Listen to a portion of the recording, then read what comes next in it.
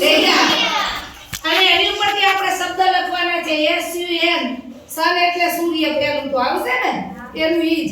પછી SUNDAY Sunday આવે ને.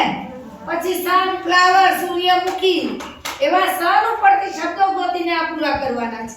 સમજાઈ ગયું? બરાબર. SUN ઉપરના જ બધા શબ્દો છે ગોતવાના. એટલે તમને ગોતતાય આવડશે, વાંચતાય આવડશે અને લખતાય આવડશે. ચાલુ જ રાખજો. હાલો જો હિન્દીની પહેલી.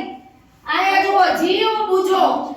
જીવ જીવ માણસનો જીવ હોય ને અલગ અલગ પ્રકારના એ પ્રાણીઓના જીવ આપ્યા છે. દાખલા તરીકે કડા તો આગળનું લખવાનું શું આવે? એકડા. શું આવશે? એકડા. પછી આ આવડી ગયું ને? એવી રીતે આપું જો. હવે આ છે જુઓ वाक्य में छिपे सब्जी और फल.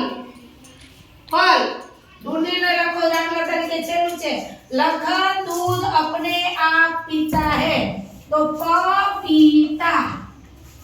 સમજાણું?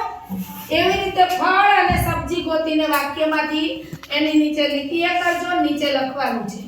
એક વાક્ય લખી નીચે એમાંથી ફળ મળે તો ફળ અને સબ્જી મળે તો સબ્જી લખવાનું છે. સમજાઈ ગયું? સરસ.